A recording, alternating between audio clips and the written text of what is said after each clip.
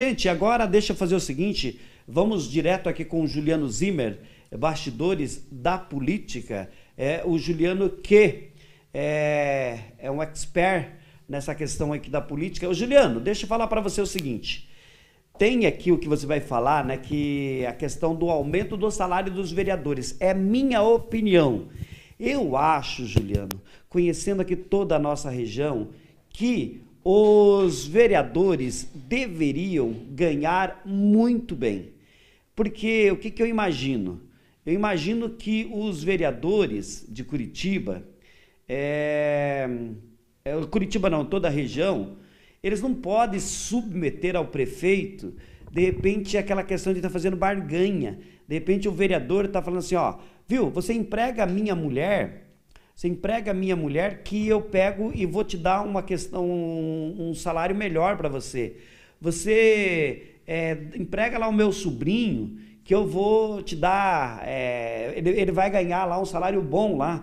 Aí o vereador fica na mão do prefeito. Eu acho que os vereadores deveriam ganhar muito bem para não submeter isso, muito embora tem políticos aí que ganham bem e submete a esse tipo de coisa ainda. Bom dia, Juliano. Qual que é a tua opinião sobre esse assunto? Dia, Pedro, tá me ouvindo aí, Pedro? Tudo certinho. Beleza, então. Bom dia a você, bom dia a todos que acompanham o programa Café com Bala. O negócio é o seguinte, Pedro, o Tribunal de Contas aqui do estado do Paraná está fazendo uma apuração, uma investigação com relação à reposição salarial dos vereadores do Paraná de acordo com a inflação, para todos os vereadores paranaenses. Eles estão fazendo uma comparação dos pagamentos que vai de dezembro de 2022 a janeiro desse ano de 2023. São 399 câmaras municipais do Paraná, né? E o prazo para eles terminarem esse estudo termina hoje, segunda-feira. Mas lógico que com o feriado eles vão vai ficar para a semana que vem, né? Os políticos parlamentares estão em conselheiros do Tribunal de Contas vão fazer uma avaliação para ver se tem cabimento esse aumento que os vereadores paranaenses estão exigindo. Lá em Londrina causou uma polêmica, porque os vereadores estão fazendo votações importantes direto da praia, já estão acelerados nesse processo, bem antes da avaliação do Tribunal de Contas, querem aumento salarial a todo custo, e já está gerando uma polêmica. E eu me lembro, falando em polêmica, eu me lembro de 2008, aqui em Curitiba. Beto Richa era prefeito de Curitiba, e buscava, futuramente ele chegou a ser governador do estado, como todos sabem, e os vereadores de Curitiba, que se elegeram em outubro de 2008, já aprovaram a toque de caixa um aumento salarial abusivo, e já iam começar seus novos mandatos recebendo salários gordos, maiores, de 29% a mais do que recebiam.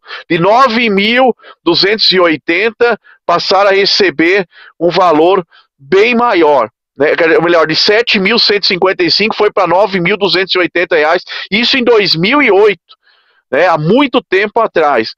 Então, naquele ano, dos 38 vereadores de Curitiba, somente um, por incrível que pareça, o André Passos, do PT, que não ia disputar uma reeleição a vereador, ele foi um dos 6 que votaram contra o reajuste. E em 2008 também, 2009, depois no ano seguinte, outras capitais brasileiras outros vereadores de outras capitais brasileiras também cometeram aumento abusivo.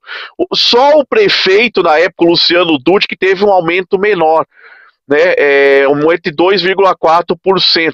Né?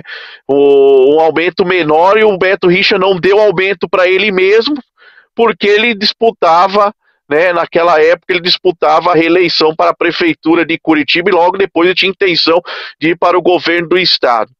Mas o vice-prefeito Luciano Dutti teve um aumento, mas não foi tão grande. Os vereadores, sim. E naquele ano, o Beto Richa foi como o melhor prefeito do Brasil, em 2009, ou melhor, no ano seguinte. Então, nos 7 das 26 capitais brasileiras, os vereadores eleitos, que começaram o mandato em 2009, começaram com um salário absurdo, e Curitiba e Salvador, a capital foram os que tiveram um salário, os vereadores que tiveram um salário mais reajustado no Brasil. Teve caso lá, por exemplo, de câmaras municipais que reajustaram o salário de 3 mil para 7,4 mil reais mensais, reajuste de 147%.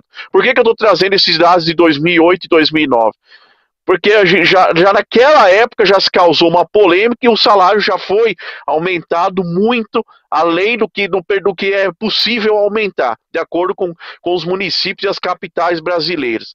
Agora é o seguinte, o Tribunal de Contas do Estado estão apontando as falhas no pagamento e depois exige a prestação de contas, tá certo?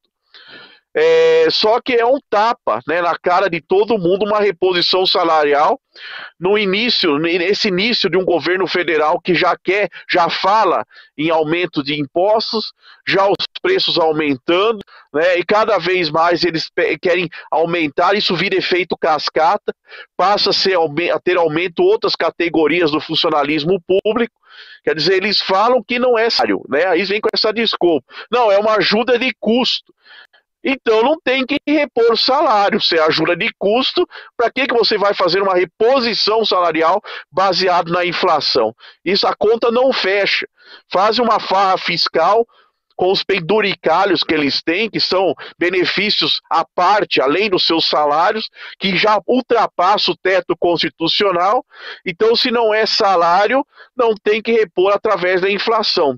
Tem um valor de ajuda de custo, não pode passar daquele valor, e eles querem achar uma forma de aumentar seus salários. Quer dizer, os vereadores têm uma profissão, na maioria dos casos, então eles têm que trabalhar na profissão deles e serem vereadores. Aí eles vão ganhar mais. Por que não fazer isso? Eu conheço vereadores que trabalham em suas profissões e, ao mesmo tempo, comparecem às sessões nas câmaras. Então eles querem ser vereadores para ganhar dinheiro e não para atender às demandas da população, em muitos casos.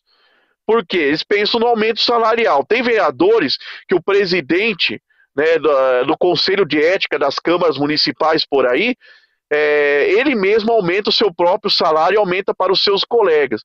Quer dizer, estando no Conselho de Ética de uma câmara municipal, você acha, Pedro, que ele vai investigar a conduta errada dele mesmo? Não vai. Então eles têm essa estratégia agora. Eles entram no Conselho de Ética, nos principais conselhos da Câmara, para tentar disfarçar. Quer dizer, se algum vereador for contra e tentar arquivar qualquer investigação no Conselho de Ética, o que está lá, se é a favor do aumento salarial, ele não vai permitir isso. Aí depois gera quebra de decoro parlamentar, ele tem que se explicar, ele inventa uma desculpa, arquivam o processo. Arquivaram o processo de cassação do Renato Freitas, que hoje foi votado pela maioria da Câmara Municipal de Curitiba, e hoje ele conseguiu se eleger deputado estadual, deveria ter ficado inelegível. Eu me lembro de uma frase do Michel Temer em 2009, quando ele era presidente da Câmara de Deputados lá em Brasília, o ex-presidente Michel Temer. Ele disse que é perigoso propor a redução de conta na farra do dinheiro público, porque sempre que se fala em dinheiro perto de um parlamentar, a gastança sobe e a roubalheira aumenta. Palavras do Michel Temer. O aumento sempre passa de 10%, nunca é menor que 10%. É daí para cima. Então, eles são o seguinte, os parlamentares do Brasil são que nem filhotes de leitão vesgo, querem mamar em todas as tetas, essa que é a verdade.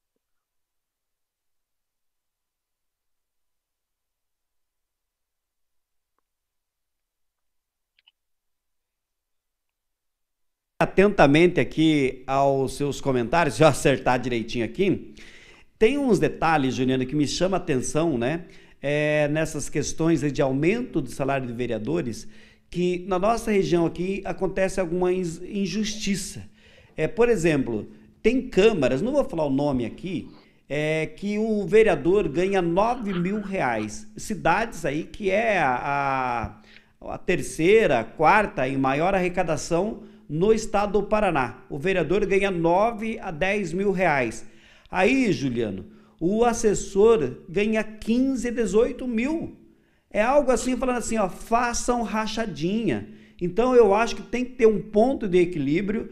Eu acho que o vereador, você matou aqui, realmente, o vereador, ele pode ter a sua profissão, se ele é, por exemplo, ele é empresário, ele é farmacêutico, ele é médico, ele pode continuar exercendo a medicina e continuar atuando como vereador. O presidente da Câmara de Curitiba, o Marcelo Facchinnello, ele é radialista, ele é comunicador, ele continua na rádio, né, e exerce ali a presidência da Câmara. Beleza, tranquilo.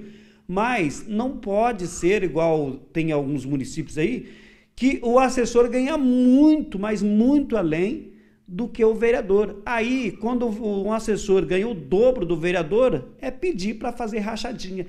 Tem que ser regulamentado. Esse Tribunal de Contas também, com todo respeito, Juliano, é para inglês ver, né? Porque quem que é técnico ali? A maioria do pessoal que está lá são tudo indicação política, um político, outro que não entende praticamente. E é tudo para fazer, com todo respeito aqui, tudo para fazer esquema, viu? Chega lá, conversa, faz uns acertos e eu nunca vi algo assim. O Tribunal de Contas realmente deixou tal pessoas inelegível. É isso mesmo? Estou falando bobagem aqui, Juliano? Me ajuda aí. Não, você tá corretíssimo, você tá corretíssimo. E um detalhe, Pedro, importante. Quem é que escolhe o conselheiro do Tribunal de Contas? São os deputados que fazem a sabatina. E muitas vezes, na maioria, 100% das vezes, é indicado do governador do estado, ou ex-governador, ou alguém que tem influência com o governador, um deputado, um senador até, por que não? Então é um órgão público investigando outro órgão público. Já é um órgão público que mama nas tetas do povo, e aí tem investigando um outro que também está mamando na teta do povo. Então, é o órgão público investigando um próprio órgão público. E que vai ter um acerto por fora. Eu nunca vi o Tribunal de Contas do Estado do Paraná punir e reprovar e punir contas públicas do governo do estado, de um prefeito. Eu nunca vi isso. Eles fazem a tal da ressalva. Ressalva é uma observação, é uma advertência, mas não tem punição. O Beto Richa, quando foi governador do estado, foram várias ressalvas feitas no governo dele, em vários aspectos, em vários assuntos, principalmente na questão do pedágio.